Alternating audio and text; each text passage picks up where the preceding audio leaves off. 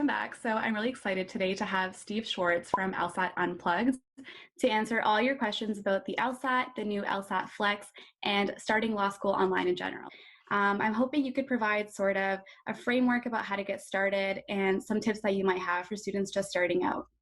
Yeah, I definitely can. This is something I've thought a lot about. And so the reason I have is that back when I was studying for the LSAT myself, I made a lot of mistakes. I started taking exam after exam. My scores were stuck in the low 150s and they just would not go up.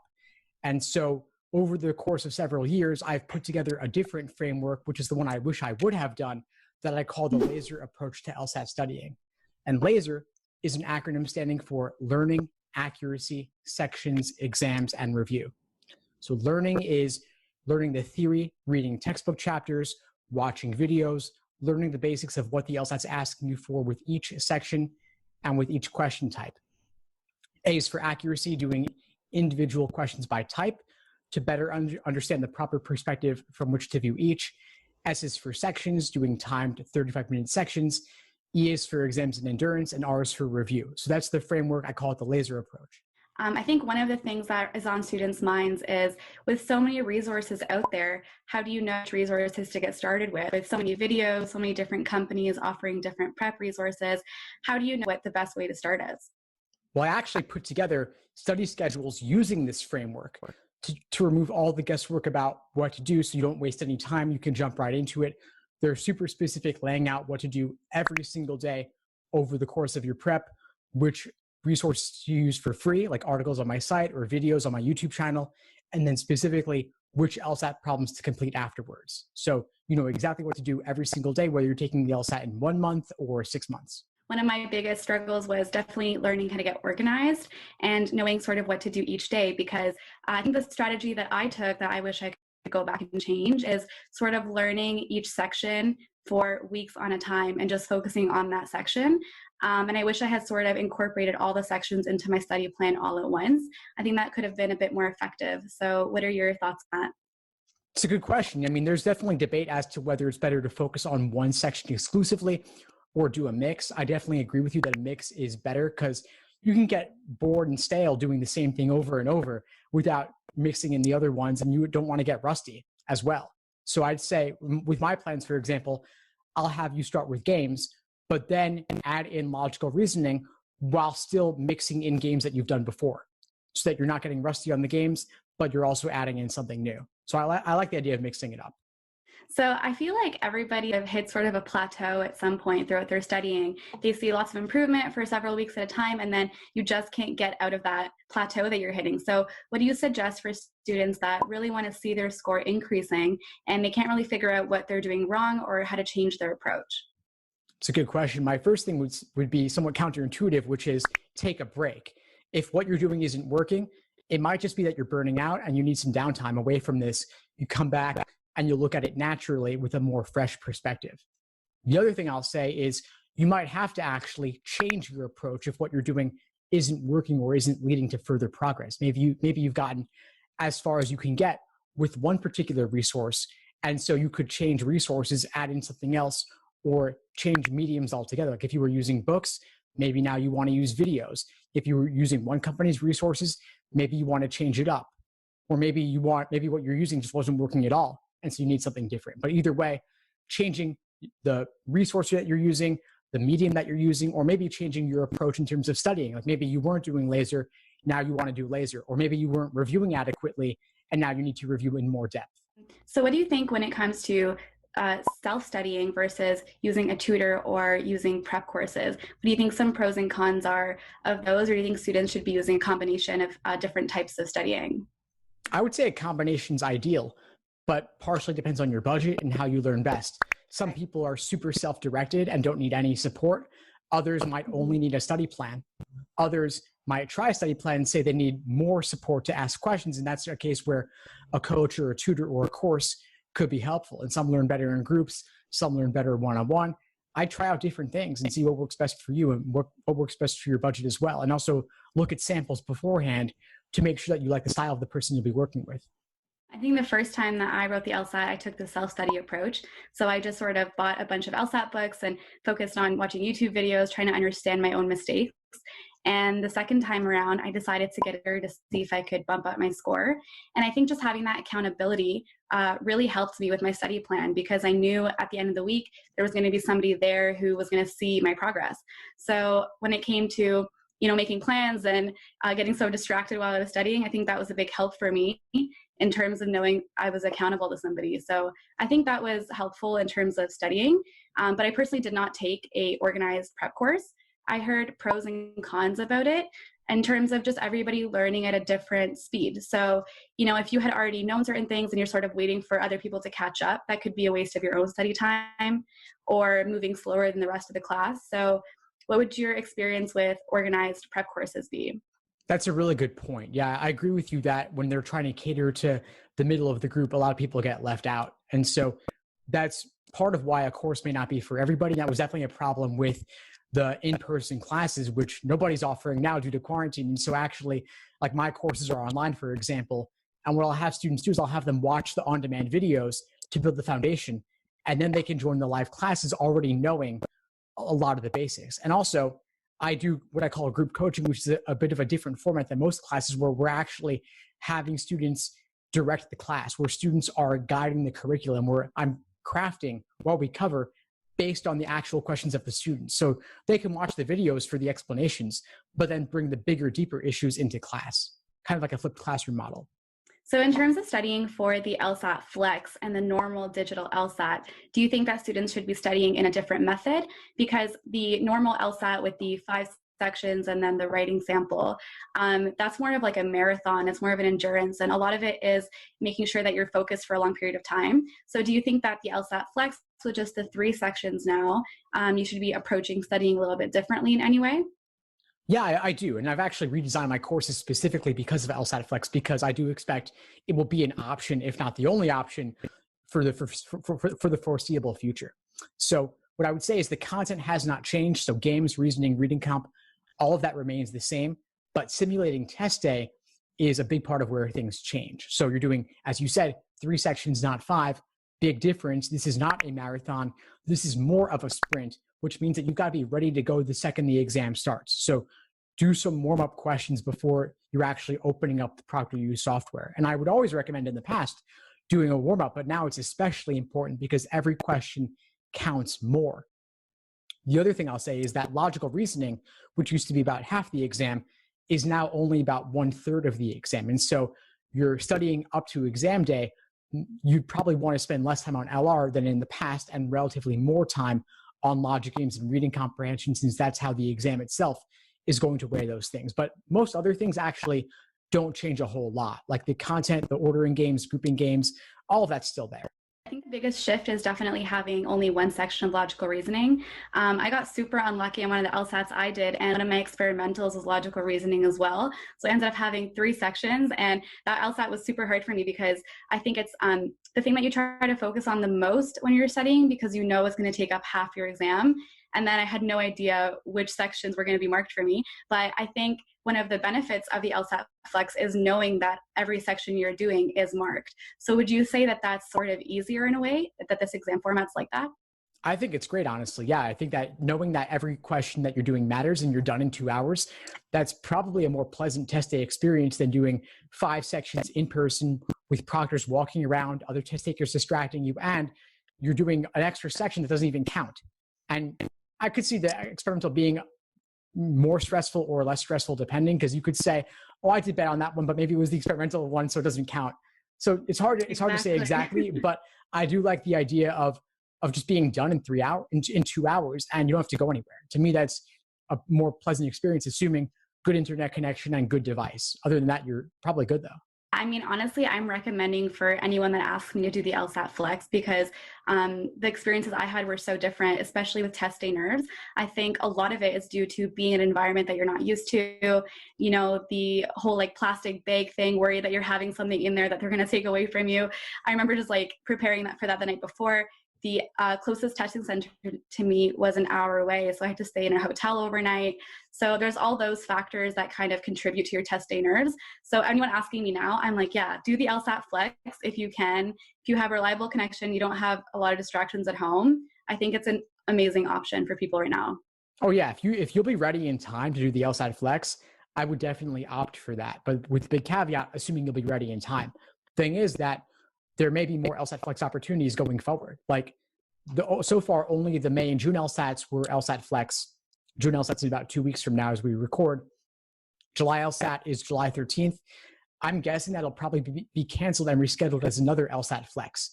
So if it is rescheduled maybe a week or so later, folks could register for the July LSAT now. Deadline is May 28th, so it's very soon as we speak, but that could be a chance to do what will likely be an LSAT Flex. August also is a decent chance of being a Flex, and so anybody who's already been studying for at least a little while could opt for July or August to likely get the Flex.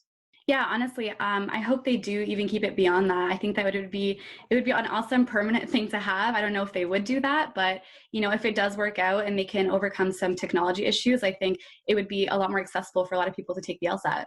Yeah, and I think the tech will get better. There were a number of issues with the May LSAT Flex administration a week ago with ProctorU, but I'm hoping that everyone will learn from that at LSAC and at ProctorU to make the June LSAT Flex go better. And the same thing happened last year with the digital LSAT, where the July LSAT had a lot of tech issues with the tablets last year. There were more issues with the subsequent administrations, but they reduced over time. And I think they will figure out the tech on the Flex. The one open question, though, is what would they do about not having an experimental section? If they can't ever test out future questions, they're going to run out of tests. So I'm wondering how they'll handle that, and I don't have an answer on that. Yeah, for sure. That's definitely a very good point. So in terms of booking for the LSAT Flex this year, it's kind of hard to know when you're going to be ready to take the exam. So something that I've been asked is, you book it, but then how do you know that you really are ready and that you aren't just going to delay it? So, one thing is obviously taking practice exams and seeing how you're scoring. If you're scoring as high as you'd want to do on the real exam, but there's obviously a bit of a buffer in terms of how you will perform, like maybe 5 points up, 5 points down what you're practicing. So what would you tell the students who are a little bit nervous about booking and not being sure if they're going to be ready to take the exam? Yeah, it's a good question. And unfortunately, the deadlines are always far in advance of the actual date. So you've got to book not knowing whether you'll be ready or not. But what I say is book. It obviously is unfortunate if you lose the fee or have to postpone and lose some of the fee, but just the reality of the game. But what I would say is you book the test date that you're targeting. Then as it gets closer, you're taking timed exams. Take the average of your most recent 5 exam results, and that'll be the best indication of where you stand. So assuming they're taken in a relatively short period of time, close to your test date, that's where you measure yourself. And you've got to have a bit of a buffer, ideally, where let's say you really want a 165, at least you've gotten some exams above that result in case things drop on test day due to nerves or something like that. Hopefully fewer nerves on the Flex, but that's what I would say is your best indication. But if you're not ready, don't take it. No reason to have a take on record if you could avoid it. Just postpone and hope to be ready for the next one. Yeah, for sure. And how is LSAC dealing with cancellations for LSAT Flex? Do you still only have that, couple day period after the exam to cancel? Yeah, they give you 6 calendar days where you could cancel your score. Same for the Flex. And I typically actually don't recommend canceling unless you know for a fact that something went terribly wrong, because at least law schools in the US, they don't average multiple scores. They only take the highest. I understand things might be different in Canada depending on the school, but at least for those in the US, they're only taking the highest, which means you typically don't want to cancel and you do want to retake. Yeah, in Canada, most law schools also do take your highest score while they do see all your scores. And yeah, I've heard a lot about not canceling your score unless something, kind of crazy happens on test day. And I wish I had canceled my first score because there was an alarm that went off during my first LSAT exam. And it was unfortunate kind of how LSAC dealt with that, because we finished the rest of the exam and they had told us that it might not count. So that kind of messes with you when you're doing the whole exam. And a lot of people had to retake because they scored like 10 points lower than what they expected. And a bunch of us didn't cancel. So I do wish I had canceled in that scenario. But other than that, I do agree that, you probably did better than you think you did. Yeah, typically it's very normal to walk out of the test feeling like it went horribly wrong, but also not being able to point to anything super specific that was a major game changer. Like if you bombed a whole game or bombed a whole reading comp passage, that could be the difference maker, but just having a vague sense of unease is normal. But in your case, like a fire alarm, to me, that's a clear, unique event that would justify canceling. And especially the mind game of not knowing whether it counts, that's crazy. I can't believe they couldn't just give you an answer on that. Yeah, for sure. And even after, we were trying to get them to write like a letter to law school to let them know what happened, because they had no idea why, that score was like that. But yeah, unfortunately that was that was what happened.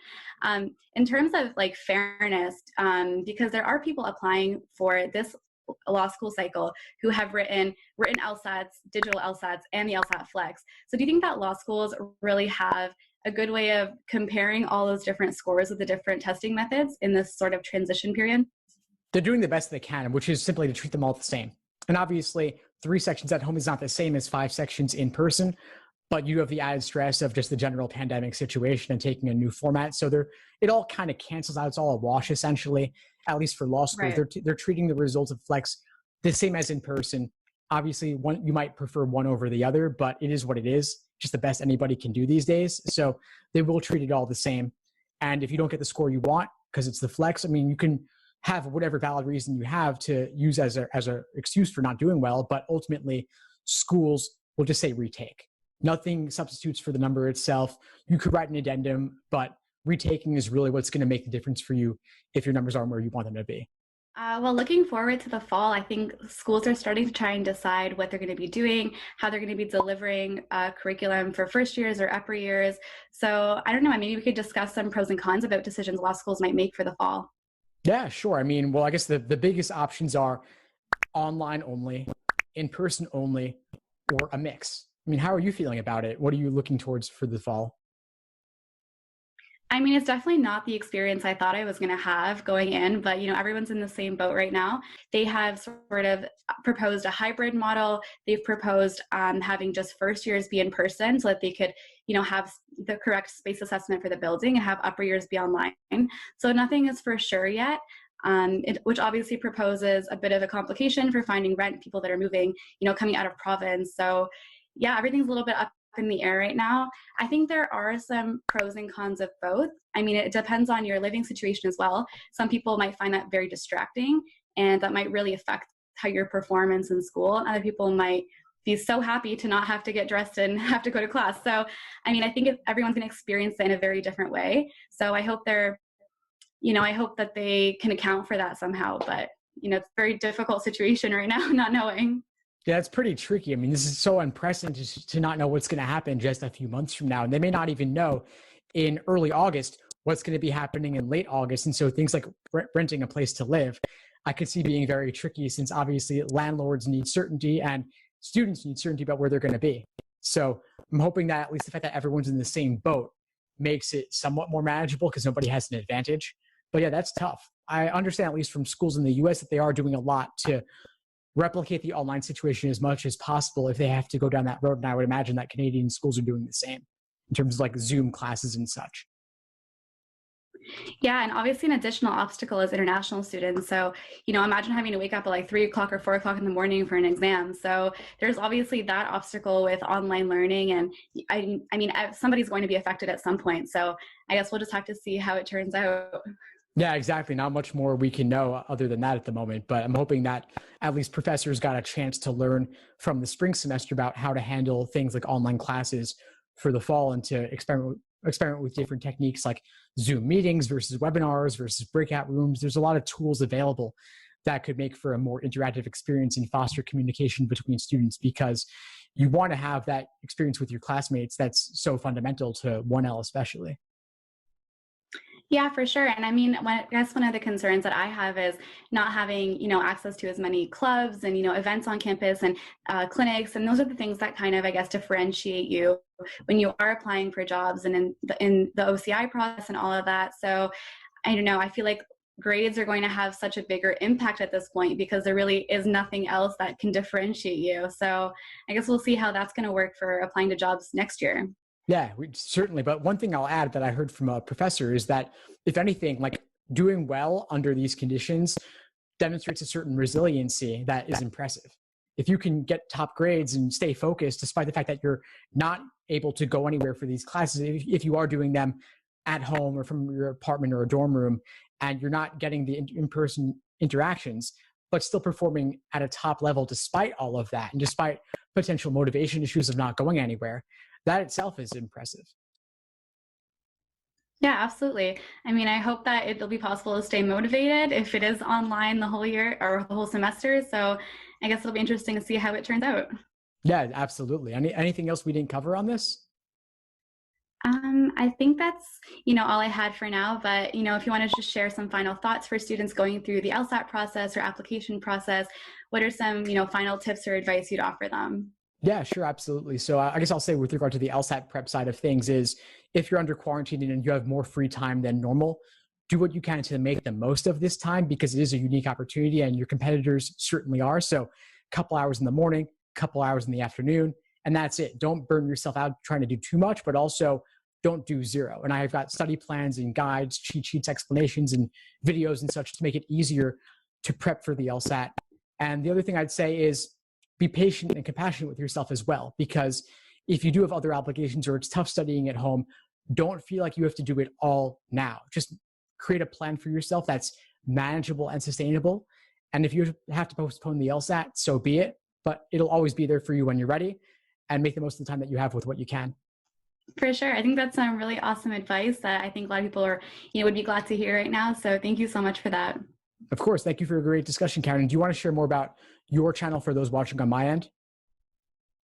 Yeah, for sure. So if you guys want to follow me on Instagram, it's at Gavels and Glam on Instagram and YouTube. So it's a platform where I'm sort of combining a bunch of my different passions, hoping to document my law school journey, wanting to inspire people to consider law school or offering tips and advice for studying for the LSAT, study tips, and especially motivation during this time. So if you guys want to join me on there, I'd really appreciate your support. Fantastic, Karen. And folks can find me, Steve Schwartz, over at the LSAT blog, as well as the LSAT Unplugged YouTube channel and podcast. Also got a Facebook group and an Instagram, putting out tons of information every day regarding the LSAT Flex and other recent changes as things unfold. Thanks for tuning into the show. Please subscribe if you haven't done so already to be notified of new episodes as I release them. And feel free to reach out if you need anything at all as you move forward with your prep. I'm happy to help however I can. In the meantime, I wish you all the best and take care.